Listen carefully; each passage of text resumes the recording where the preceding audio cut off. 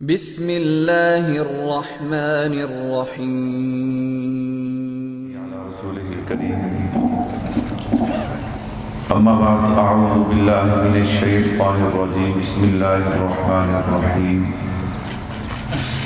وآخرین منهم لما يلحقوا به وهو العزیز الحکیم اللهم صل على محمد وعلى آل محمد كما صليت على إبراهيم وعلى آل إبراهيم إنك حميد مجيد اللهم بارك على محمد وعلى آل محمد كما باركت على إبراهيم وعلى آل إبراهيم إنك حميد مجيد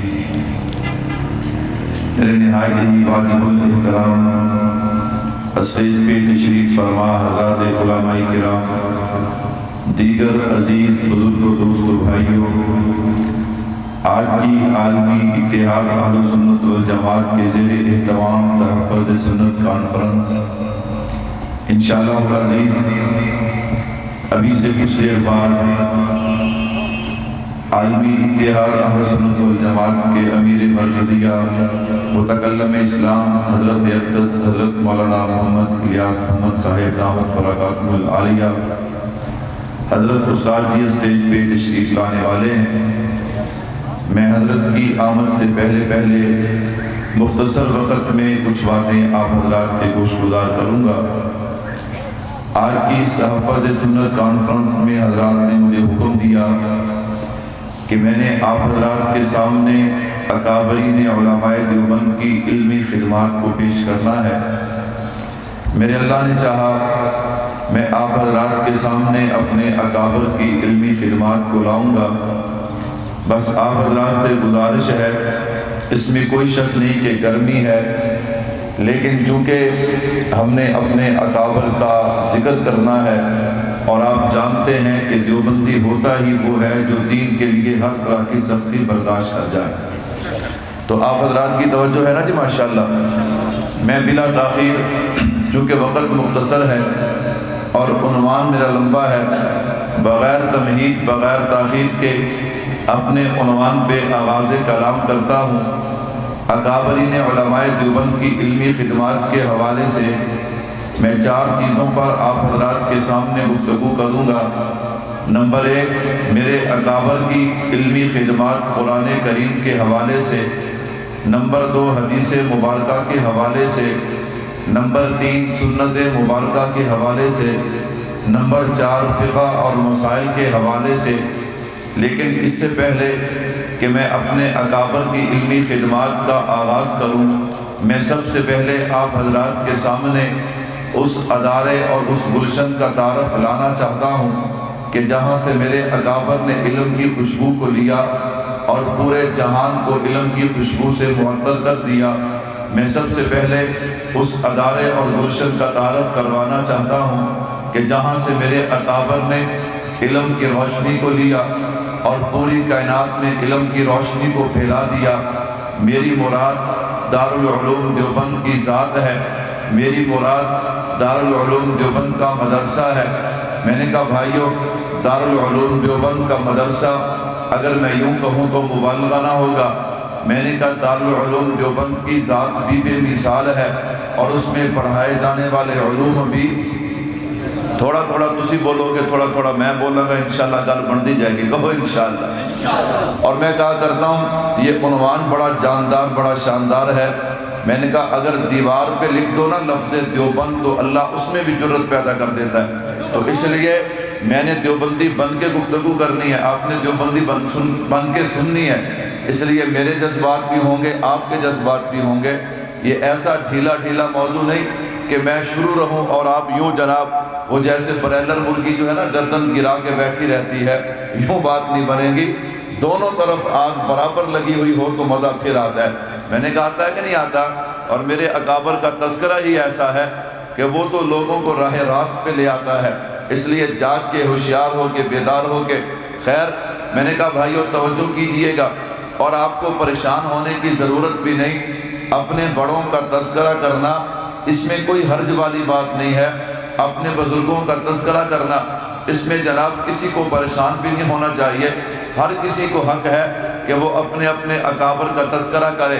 خیر میں عرض کر رہا تھا، میں نے کہا علمی خدمات لانے سے پہلے میں آپ حضرات کے سامنے دارالعلوم دیوبند کا ہلکا سا تعارف لانا چاہتا ہوں، اور میں نے دعویٰ کیا ہے کہ دارالعلوم دیوبند کی ذات یعنی عمارت دارالعلوم دیوبند کی ذات کی نسبت بھی بے مثال ہے، اور اس میں پڑھائے جانے والے علوم کی نسبت بھی بے مثال ہے۔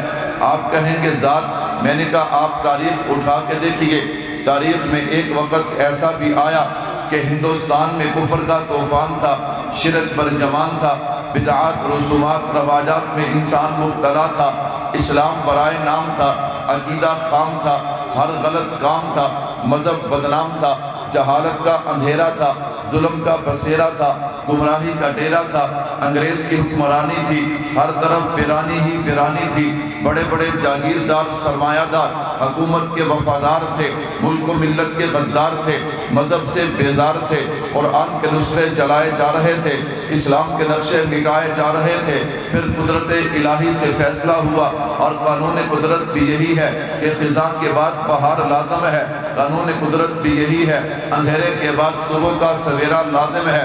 پھر فطرت الہی سے فیصلہ ہوا، وہی ہندوستان جس میں کفر کا طوفان تھا، ہر طرف شرک ہی شرک تھا، ہر طرف جہالت ہی جہالت تھی، ہر طرف رسومات ہی رسومات تھی، اسی ہندوستان میں دارالعلوم دیوبند کا سنگ بنیاد رکھا جاتا ہے۔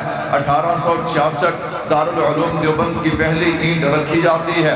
میں نے کہا توجہ کرنا، دارالعلوم دیوبند کے چھٹے محتمم حضرت مولانا حبیب الرحمن عثمانی رحمت اللہ علیہ عجیب بات فرماتے ہیں، فرمایا جب دارالعلوم دیوبند کا سنگ بنیاد رکھا گیا، اس سے پہلے ایک بہت بڑا مشورہ ہوا جس میں پورے ہندوستان سے علماء جمع ہوئے۔ فرمایا عجیب اتفاق کی بات ہے، اس میں جتنے بھی علماء جمع ہوئے ان کو اللہ نے خواب کے ذریعے سے یا الہام کے ذریعے سے یہ بات ان کے دل و دماغ میں ڈال دی تھی کہ اس ہندوستان میں ایک دینی ادارے کی بنیاد ہونی چاہیے۔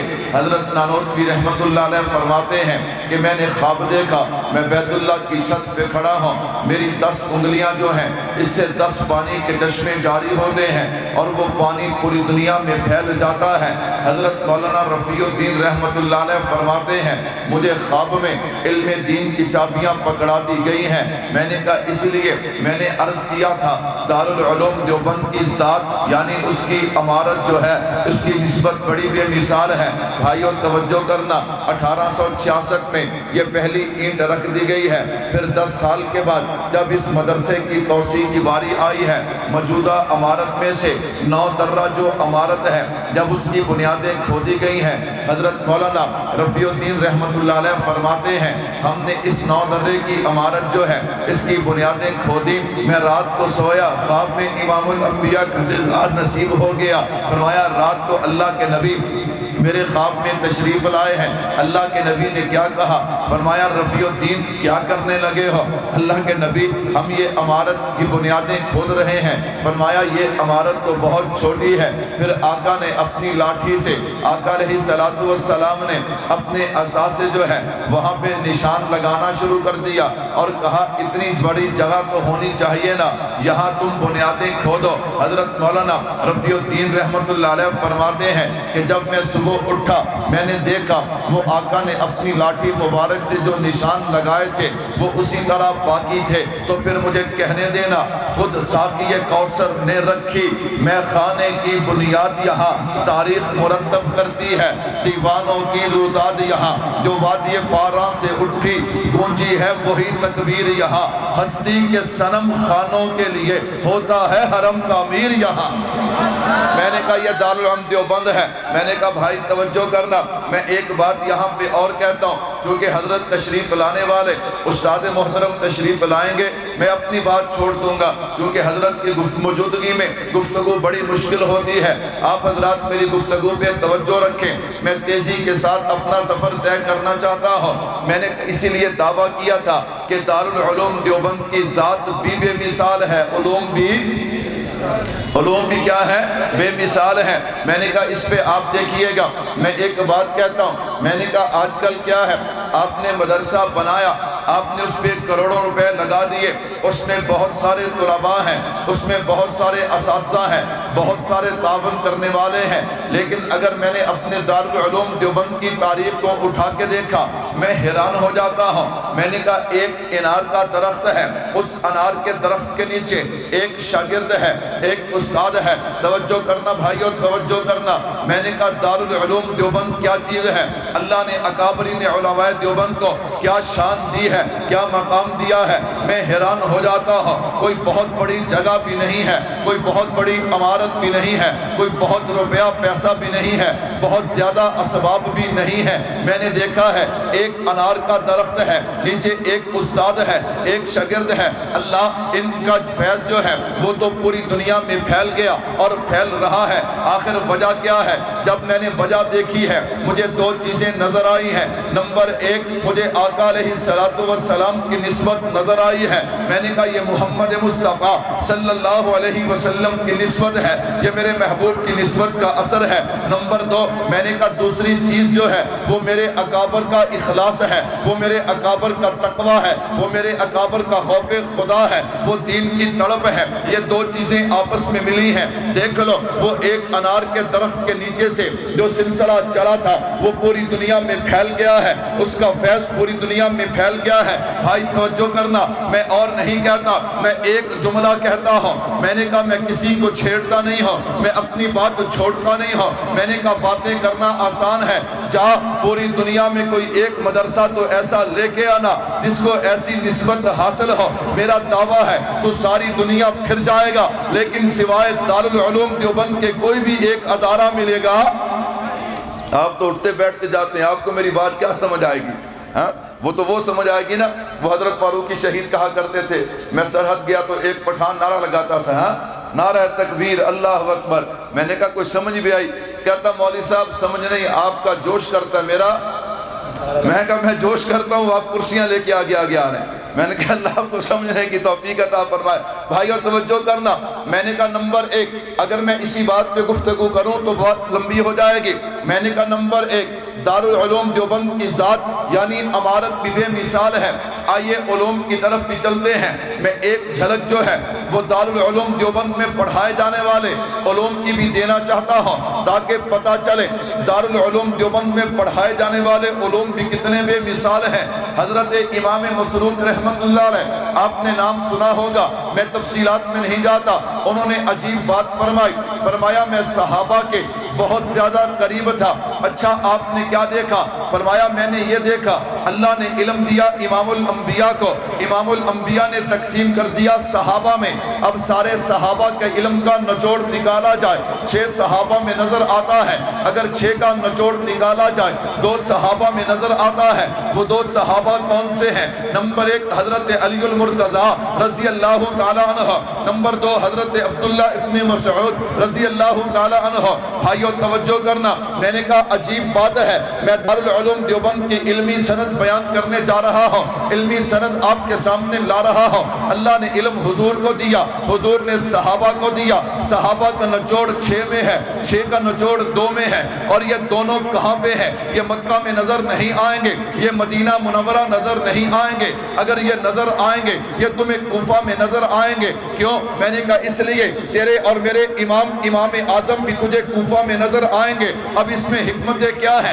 میں اس طرف نہیں جاتا، اشارتاً بات کرتا ہوں، آپ سوال کریں گے مولوی صاحب چلے تو دارالعلوم دیوبند کی علمی سند بیان کرنے تھے، یہ آپ کوفہ پہنچ گئے۔ میں نے کہا توجہ کرنا، میں تجھے کوفہ لے کے آیا ہوں، ادھر امام ابو حنیفہ ہے، ادھر حضرت قاسم نانوتوی ہے، پھر مجھے کہنے دینا حضرت قاسم نانوتوی نے علم حاصل کیا شاہ اسحاق سے، شاہ اسحاق نے، شاہ عبد الغنی سے، شاہ عبد الغنی نے، شاہ عبد العزیز سے، شاہ عبد العزیز نے، شاہ ولی اللہ سے، شاہ ولی اللہ نے، شیخ ابو طاہر مدنی سے، شیخ ابو طاہر مدنی نے، محمد بن احمد سے، محمد بن احمد نے، حافظ حسام الدین سے، حافظ حسام الدین نے، شیخ ربیع ابن سبی سے، شیخ ربیع ابن سبی نے، 2 واسطوں سے، امام عینی سے، امام عینی نے، امام بخاری سے، امام بخاری نے، حضرت حماد سے، حضرت حماد نے، حضرت عبداللہ ابن مبارک سے، حضرت عبداللہ ابن مبارک نے جناب امام اعظم امام ابو حنیفہ سے،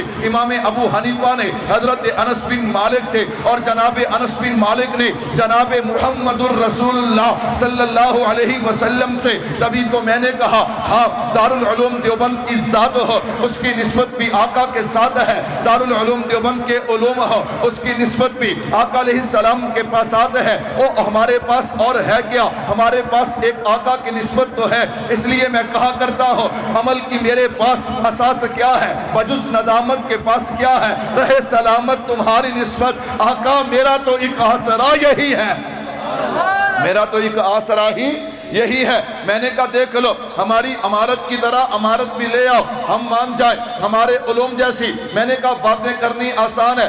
ایک مجھے کہنے لگا مولوی صاحب تم کوفے کی بات کرتے ہو۔ میں نے کہا میں کچھ کہتا نہیں، میں تیرے سوال کا صرف جواب دیتا ہوں اور اشارتاً جواب دیتا ہوں۔ کہتا مولوی صاحب تم کوفے کی بات کرتے ہو۔ میں نے کہا ہم کوفے کی بات کرتے ہیں لیکن دیکھ تو صحیح نا، ہمارے مدرسے کی نسبت بھی مدینے سے ہے، ہمارے علوم کی نسبت بھی مدینے سے ہے۔ کہتا نا مدینے سے تعلق تو میرا ہے۔ آپ سمجھ گئے ہوں گے جو کہتا ہے مدینے سے تعلق تو میرا ہے، مکے سے تعلق تو میرا ہے، تیرا کوفے سے تعلق ہے۔ میں نے کہا لڑنے کی بات نہیں ہے، دلائل کی دنیا ہے، لوگ سمجھتے ہیں، لوگ سنتے ہیں، لوگ پرکھتے ہیں۔ میں نے کہا ہم آپس میں جھگڑتے نہیں ہیں، دلائل کی دنیا میں بات کر لیتے ہیں۔ تو کہتا ہے کہ مکے مدینے والا تو ہے، میں نے کہا میں کہتا ہوں مکے مدینے والا میں ہوں۔ میں نے کہا تو بھی اپنے دلائل پیش کر دے، میں بھی اپنے دلائل پیش کر دیتا ہوں، عوام فیصلہ کر دے گی، لیکن بھائی تو بات تو ضرور کرے گا لیکن دلائل تو دلائل پیش نہیں کرے گا۔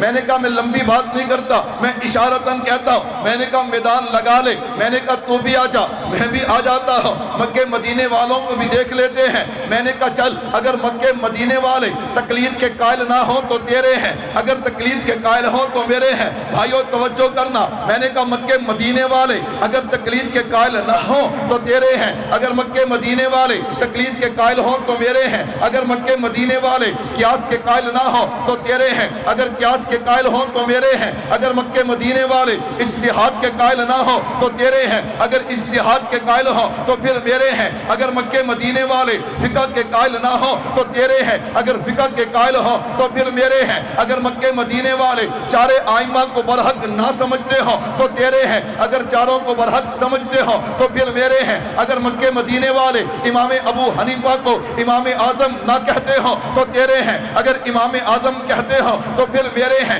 میں نے کہا مکے مدینے والے اگر نبی کی سنت کی طرح خلفائے راشدین کی سنت کو بھی سنت نہ کہتے ہو تو تیرے ہیں، اگر خلفائے راشدین کی سنت کو سنت کہتے ہو تو میرے ہیں، اگر مکے مدینے والے صحابہ کو معیار حق نہ مانتے ہو تو تیرے ہیں، اگر معیار حق مانتے ہو تو پھر میرے ہیں، اگر مکے مدینے والے صحابہ کو حجت نہ مانتے ہو تو تیرے ہیں، اگر صحابہ کو حجت مانتے ہو تو پھر میرے ہیں۔ میں نے کہا مکے مدینے والے ہاں اگر جمعے کی 2 اذانیں نہ مانتے ہو تو تیرے ہیں، اگر جمعے کی 2 اذانیں مانتے ہو تو پھر میرے ہیں، اگر مکہ مدینے والے ایک مجلس کی 3 طلاقوں کو 3 نہ مانتے ہو تو تیرے ہیں، اگر 3 مانتے ہو تو پھر میرے ہیں، اگر مکہ مدینے والے طلاق کے بعد شرع حلالے کے قائل نہ ہو تو تیرے ہیں، اگر شرع حلالے کے قائل ہو تو پھر میرے ہیں، اگر مکہ مدینے والے سینے پہ ہاتھ باندھتے ہو تو تیرے ہیں، اگر ناف کے اوپر یا ناف کے نیچے باندھتے ہو تو پھر میرے ہیں، اگر مکے مدینے والے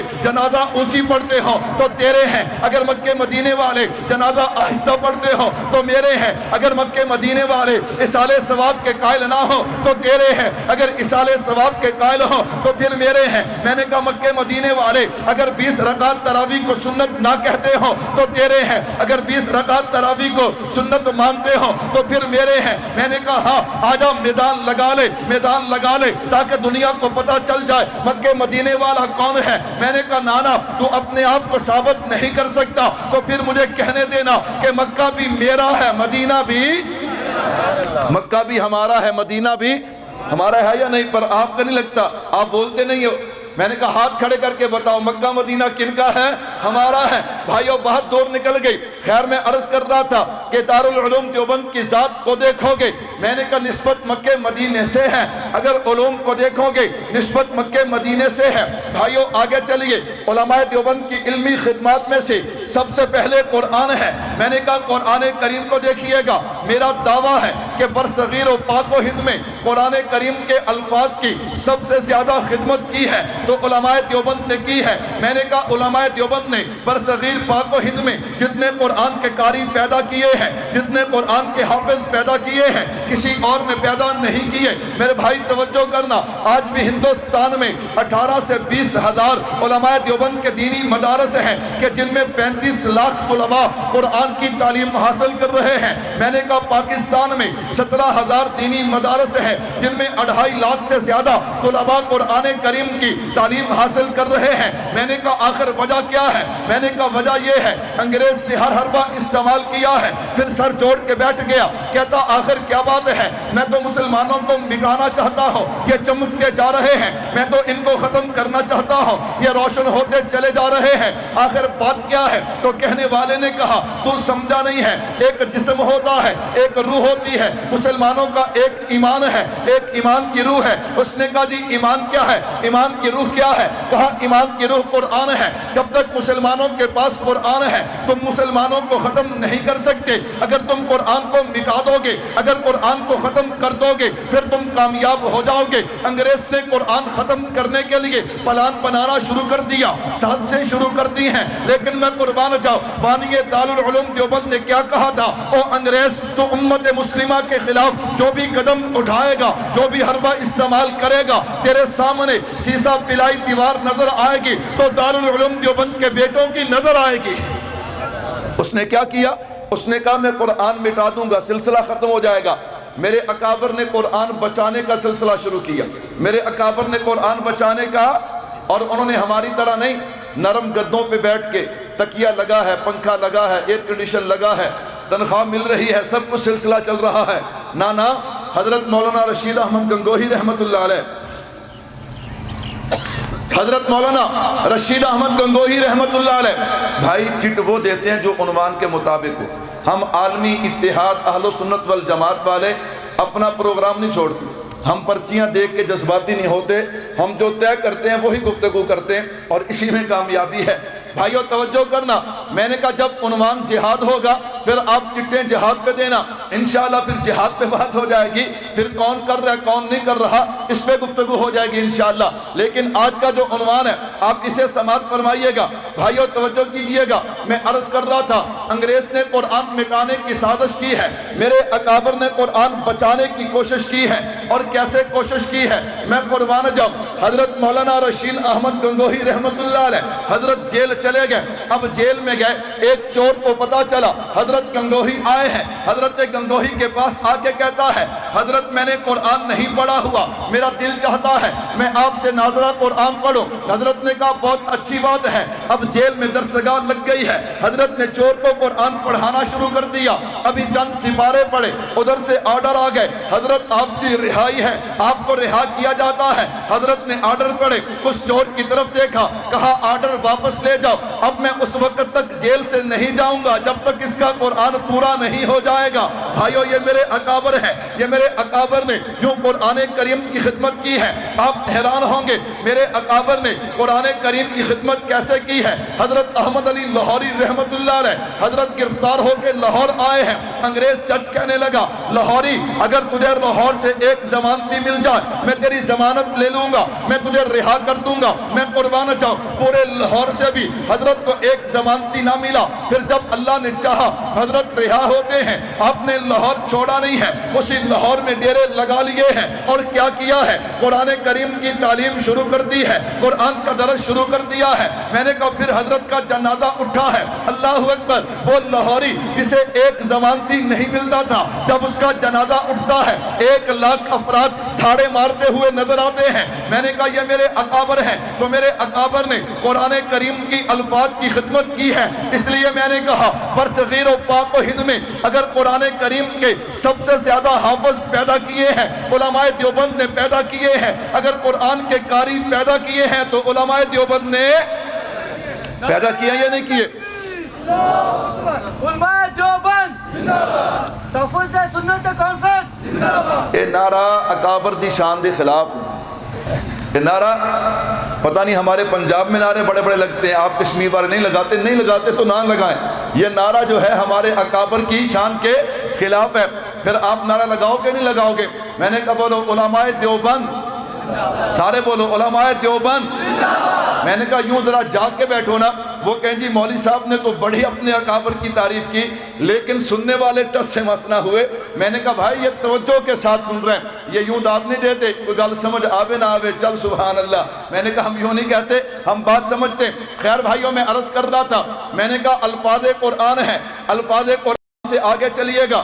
میرے اکابر نے قرآن کے الفاظ کی خدمات بھی کی ہیں، خدمت بھی کی ہے، اور قرآن کے معانی اور قرآن کی تفسیر کی خدمت بھی کی ہے. میں نے کہا قرآن کریم کا ترجمہ لکھنے والے حضرت شیخ الہند رحمۃ اللہ علیہ یہ بھی دیوبندی ہیں. قرآن کریم کی تفسیر 12 جلدوں میں بیان القرآن لکھنے والے حضرت مولانا محمد اشرف علی تھانوی رحمۃ اللہ علیہ یہ بھی دیوبندی ہیں. قرآن کریم کی تفسیر 8 جلدوں میں فتح المنان لکھنے والے حضرت مولانا عبدالحق دہلوی رحمۃ اللہ علیہ یہ بھی دیوبندی ہے. قرآن کریم کی تفسیر انوار البیان 8 جلدوں میں لکھنے والے حضرت مولانا محمد عاشق الہی رحمۃ اللہ علیہ یہ بھی دیوبندی ہیں. قرآن کریم کی تفسیر معرف القرآن 8 جلدوں میں لکھنے والے مفتی محمد شفیع رحمۃ اللہ علیہ یہ بھی دیوبندی ہیں. قرآن کریم کی تفسیر معرف القرآن 8 جلدوں میں لکھنے والے حضرت کاندلوی رحمۃ اللہ علیہ یہ بھی دیوبندی ہیں. فوائد صفدریہ لکھنے والے حضرت مولانا سرفراز خان صفدر رحمۃ اللہ علیہ یہ بھی دیوبندی ہیں. تصحیح البیان لکھنے والے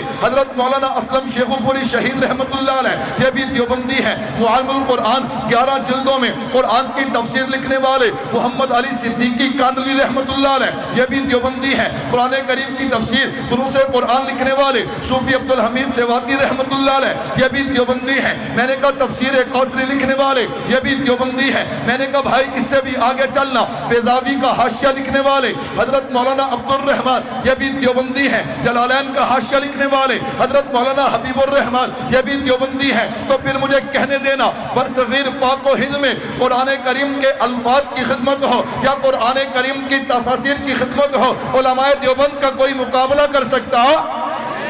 میں نے کہا علماء دیوبند کا کوئی مقابلہ نہیں کر سکتا. اللہ نے علماء دیوبند کو کیا کمال دیا ہے، اللہ نے علماء دیوبند کو کیا شان دی ہے. بھائیو اس سے بھی ذرا آگے چلیے گا. میں نے کہا قرآن کریم کے بعد آپ حدیث مبارکہ کی طرف آئیے گا. میں نہایتی اختصار کے ساتھ بات کو آگے بڑھاتا ہوں. میں نے کہا حدیث مبارکہ کی طرف آئے گا.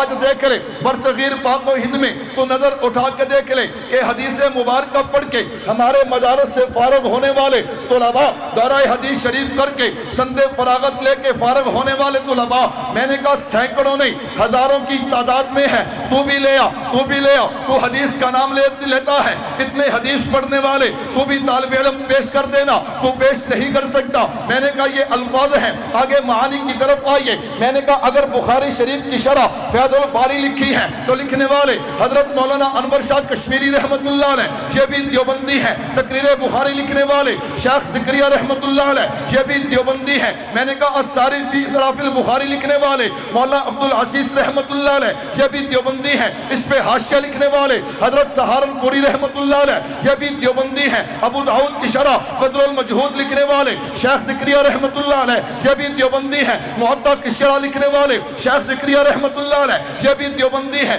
میں نے کہا ترمذی کی شرح العرف الشذی لکھنے والے میں نے کہا یہ بھی حضرت گنگوہی یہ بھی دیوبندی ہے. میں نے کہا مسلم کی شرح فتح الملہم لکھنے والے حضرت مولانا شبیر احمد عثمانی رحمۃ اللہ علیہ یہ بھی دیوبندی ہے. ابن ماجہ پہ حاشیہ لکھنے والے حضرت کشمیری رحمۃ اللہ علیہ یہ بھی دیوبندی ہے. درس بخاری، جامع بخاری، ارشاد القاری، ارشاد الباری، انعام الباری، احسان الباری، درس ترمذی، جامع ترمذی. میں نے کہا یہ جتنے بھی شروحات ہیں یہ لکھنے والا کون ہے؟ میں نے کہا یہ لکھنے والا کوئی اور نہیں ہے. میں نے کہا نام تو لیتا ہے، حدیث کی خدمت کرنے والے یہ اکابرین علماء دیوبند ہیں. پھر مجھے جملہ کہنے دینا کہ قرآن کریم کی تفسیر ہو، قرآن کریم کے الفاظ ہو، حدیث مبارکہ کے الفاظ ہو، حدیث مبارکہ کے معانی ہو. اس دنیا میں اس برصغیر و پاک و ہند میں کوئی علماء دیوبند کا مقابلہ کر سکتا؟ کوئی علماء دیوبند کا مقابلہ کر سکتا؟ جاگ رہے ہو بھاگ رہے ہو؟ میں نے کہا حضرت تشریف لے آئیں، بس میں اپنی بات سمیٹتا ہوں. میں نے کہا باقی پھر اللہ نے موقع دیا، باقی خدمات آپ حضرات کے سامنے لاؤں گا. آخری بات کر کے میں اپنی بات سمیٹتا ہوں. میں نے کہا میرے اکابر نے علمی خدمات بھی پیش کی ہیں، علمی خدمات بھی پیش کی ہیں، لیکن بھائیو یاد رکھنا صرف علمی خدمات پیش کر کے میرے اکابر پیچھے نہیں ہٹ گئے. اگر ان کے دفاع کی باری آئی ہے، توجہ کرنا بھائیو توجہ، میں اپنی بات کا خلاصہ لا رہا ہوں.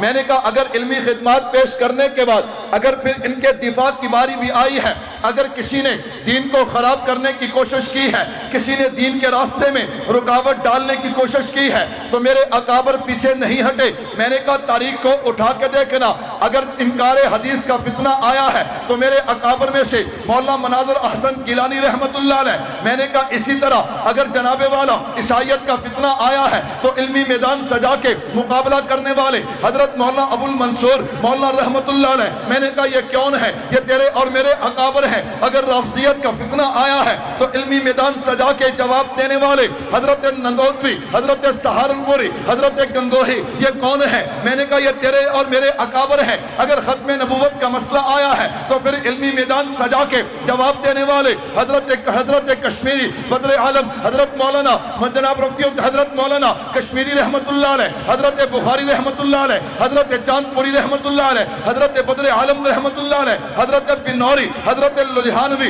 حضرت خواجہ خان محمد، حضرت ہزاروی. میں نے کہا یہ جتنے بھی بزرگ ہیں یہ تیرے اور میرے اکابر ہیں، یہ علماء دیوبند ہیں. اور میرے بھائیوں میرے اکابر نے صرف علمی خدمات پیش نہیں کی ہے. میں نے کہا اگر کسی ڈاکو نے دین کو لوٹنے کی کوشش کی ہے، دین کو خراب کرنے کی کوشش کی ہے، تو میرے اکابر نے علمی میدان سجا کے ان کا جواب بھی دیا ہے. میں نے کہا تاریخ پڑھ کے دیکھ لے، میرے اکابر نے علمی میدان سجایا ہے، پھر ان کا مقابلہ کیا ہے. اگر وقت دینا پڑا وقت بھی دیا ہے، مال خرچ کرنا پڑا مال بھی خرچ کیا ہے، اگر اولاد قربان کرنی پڑی ہے اولاد بھی قربان کی ہے، حتیٰ کہ اگر جانوں کے نذرانے دینے پڑے ہیں میرے اکابر نے جان تو دے دی ہے لیکن دین کے دفاع سے قدم پیچھے ہٹایا.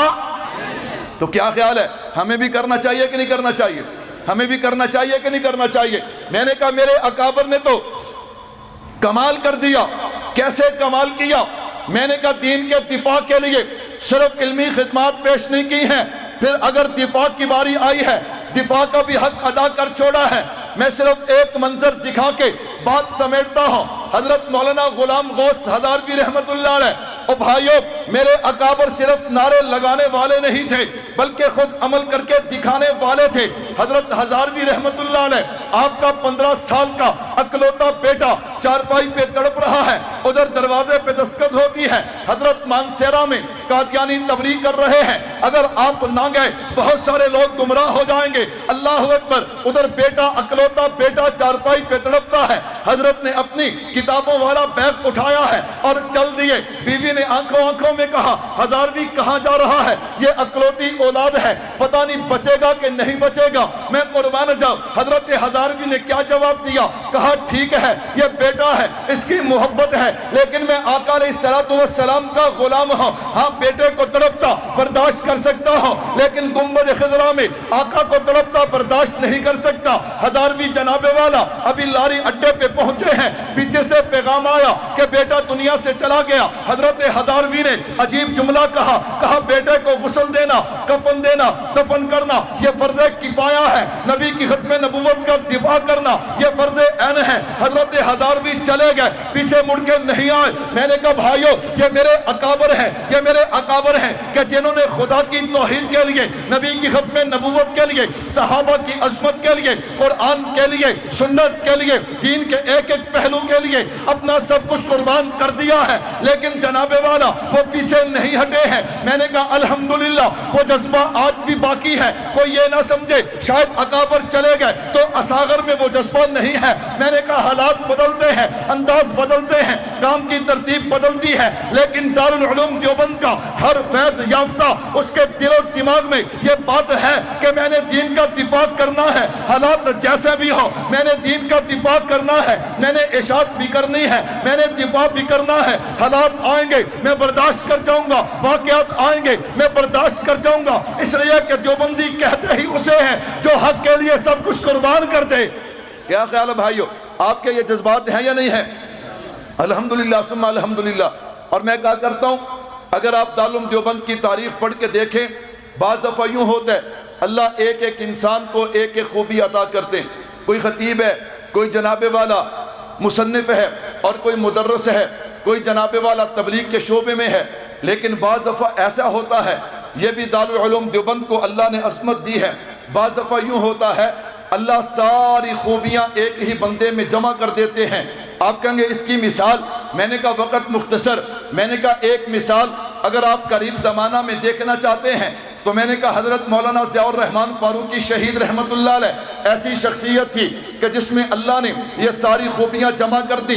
میں نے کہا آ جاؤ دعوت فکر دینا چاہتا ہوں، اگر اس دور میں بھی دیکھنا چاہتے ہو تو استاد مکرم متکلم اسلام حضرت اقدس حضرت مولانا محمد الیاس گھمن صاحب دامت برکاتہ العالیہ، اللہ نے میرے شیخ کو بھی یہ شان عطا کی ہے۔ میں نے کہا اللہ نے میرے شیخ میں ساری خوبیاں جمع کر دی ہیں۔ میں نے کہا دیکھ لے، اگر تو ممبر پہ دیکھے گا تو کہے گا یار اس سے بڑا خطیب کوئی نہیں ہے، اس سے بڑا مبلغ کوئی نہیں ہے، اس سے بڑا داعی کوئی نہیں ہے۔ میں نے کہا اگر تدریس پہ بیٹھا دیکھے گا، ہاں درس تدریس دیتا ہوا دیکھے گا تو کہے گا اس سے بڑا مدرس کوئی نہیں ہے۔ میں نے کہا اگر تو قائدانہ صلاحیتیں دیکھے گا تو کہے گا یار اس سے بڑا قائد کوئی نہیں ہے۔ میں نے کہا تو دیکھتا جائے گا، اگر تو تصوف کے میدان میں دیکھے گا تو کہے گا یار یہ تو پیر بھی ہے۔ میں نے کہا ہاں یہ ہوتا ہے، یہ ہوتا ہے، اللہ نے کسی نہ کسی بندے سے کام لینا ہوتا ہے، اللہ اس میں وہ ساری چیزیں جمع کر دیتے ہیں۔ ہمارے فیصل آباد کے ایک بہت بڑے شیخ الحدیث ہیں، میں ان کا نام نہیں لیتا، میں ان کے قریب بیٹھا تھا۔ لوگوں کا مزاج ہوتا ہے، ایک آدمی بات کرنے لگا، وہ شیخ الحدیث آگے سے کہتے ہیں یار تجھے کیا ہوا، تم کیسی باتیں کرتے ہو، حضرت گھمن کے بارے میں بات نہ کیا کرو۔ فرمایا کیوں؟ فرمایا اس لیے جب وہ بولتا ہے تو وہ الیاس گھمن نہیں بولتا، اس کی زبان پہ دیوبندیت بولتی ہے۔ تو میں نے کہا بھائی کیوں بولتی ہے؟ اس لیے کہ اللہ نے میرے شیخ سے کام بڑا عجیب لیا ہے۔ میں نے کہا ہاں ہماری جتنی بھی جماعتیں ہیں جو اس وقت دفاع کا کام کر رہی ہیں، کوئی ختم نبوت کا کام کر رہی ہے، کوئی عظمت صحابہ پہ ہے، کوئی تبلیغ کے ہے، کوئی مدارس والے ہیں، کوئی مساجد والے ہیں۔ میں نے کہا پوری دنیا کے اندر واحد ایک جماعت ہے، عالمی اتحاد اہل سنت والجماعت، جو اپنی تمام جماعتوں کو دلائل بھی فراہم کرتی ہے۔ جب جناب والا دفاع کا موقع آئے ان کے ساتھ دفاع کے لیے بھی کھڑی ہوتی ہے۔ میں نے کہا یہ عظیم کام ہے، عظیم کام ہے، آپ حضرات کو دعوت فکر دینا چاہتا ہوں، آ جائیے آ جائیے۔ آپ کا کسی بھی جماعت سے تعلق ہے، ہم آپ کو توڑتے نہیں ہیں، ہم آپ کو مجبور نہیں کرتے۔ کیوں بھائیو؟ ہماری جماعت کا علمی کام ہے، ہم کہتے ہیں دلال ہم سے لو اور دوسری جماعتوں کے ساتھ کام کرتے جاؤ، تاکہ کل تمہیں کوئی قادیانی کہے کہ ختم نبوت کے دلائل کیا ہے، تمہیں پریشان نہ ہونا پڑے۔ اگر کوئی تم سے پوچھے کہ صحابہ کی عظمت کیا ہے، صحابہ کا دفاع کیسے کرو گے، تمہارے پاس دلائل موجود ہو۔ اگر کوئی سنت کا دشمن آ جائے تمہارے پاس دلائل موجود ہو، اگر کوئی توحید کا دشمن آ جائے تمہارے پاس دلائل موجود ہو۔ نانا ہم کسی کو توڑتے نہیں ہیں، ساری جماعتیں ہماری ہیں، ہم دلائل فراہم کرتے ہیں۔ تو آپ کو دعوت فکر دینا چاہتا ہوں، اللہ نے ہمیں ایسا عظیم انسان عطا کیا ہے، ایسا لیڈر اور قائد عطا کیا ہے جس کی کوئی اور منشا نہیں ہے، اس کی ایک ہی منشا ہے، اس کی ایک ہی تمنا ہے، اس کی ایک ہی آرزو ہے کہ میں حنفیت کا دفاع کروں گا، کر رہا ہوں۔ اور میرے اللہ نے چاہا جس انداز میں کام ہو رہا ہے، بڑی تیزی کے ساتھ حنفیت کا دفاع بھی ہو رہا ہے،